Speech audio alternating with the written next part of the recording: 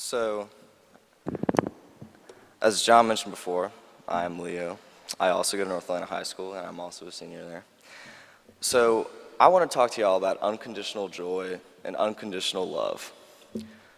The gospel tells us that if we keep God's commands and remain in His love, we will reach this level of complete joy.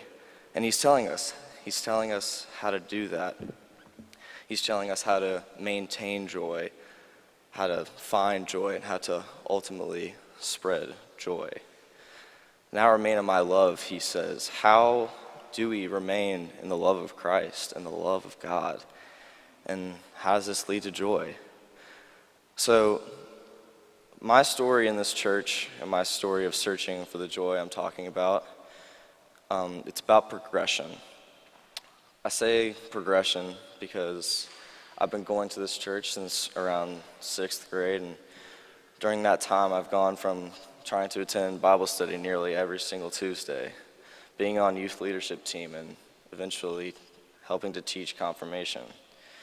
Now, in between these parish activities, the experiences I've probably been the most humbled by have been those in the diocese.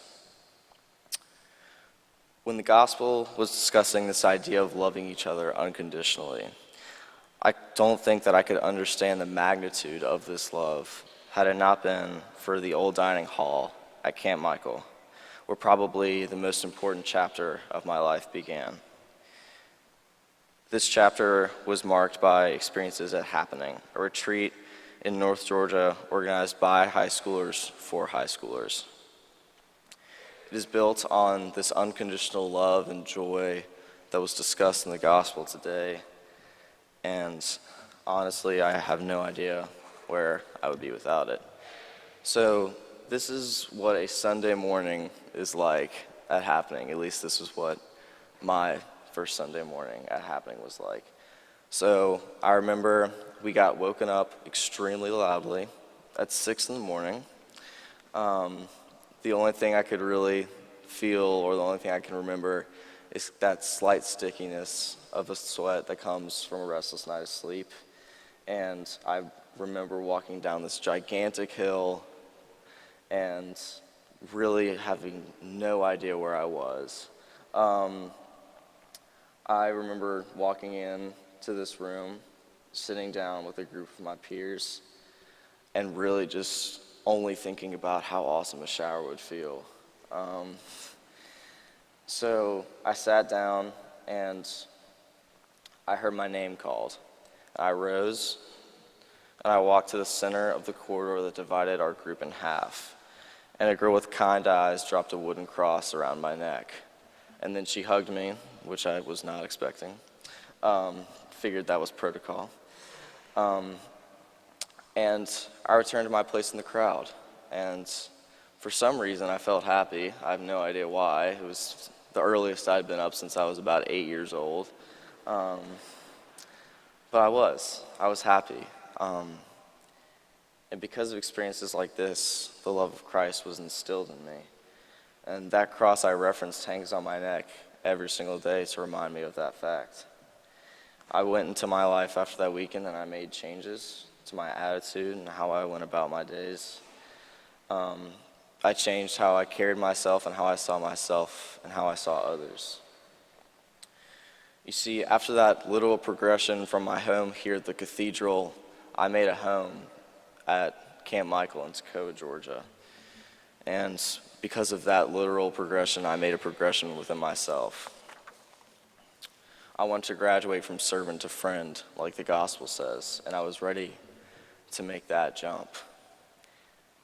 One of the most humbling experiences of my life was actually getting to lead one of these weekends and be rector, almost exactly 2 years after my extreme naivety that Sunday morning. And that had to be the most amazing weekend of my life to date.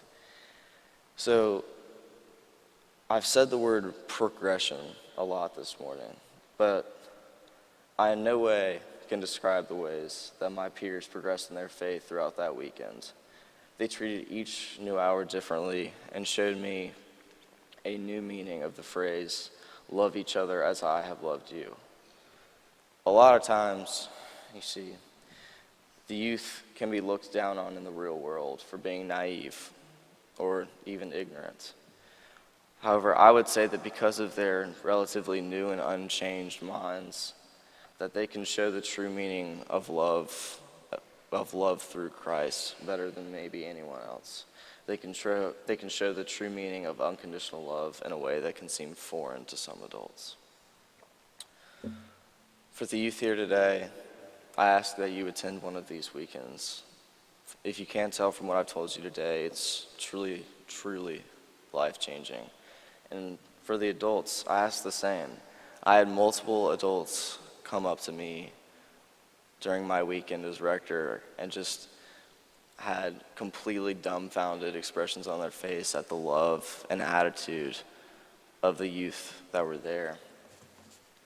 And after reading the gospel in preparation for this, I could see why they were amazed. These high schoolers, these teenagers acted way beyond their years, showing the unconditional joy and love referenced in the gospel towards people they had never met in their lives, embodied and continues to embody how we all should not just love in the Episcopal community, but in the community at large as well. They showed that participation in the love of Christ extends beyond the walls of a church or a chapel, and they showed the true message of the gospel today. These teens, these teenagers, these high schoolers progressed from servants to friends so early into their lives and showed the true purpose of love and joy brought by God in the process. By chasing the feelings and experiences of these youth, I feel confident that each and every one of you can help foster fellowship outside of this building and know of this complete joy and love that God is calling us to know. Amen.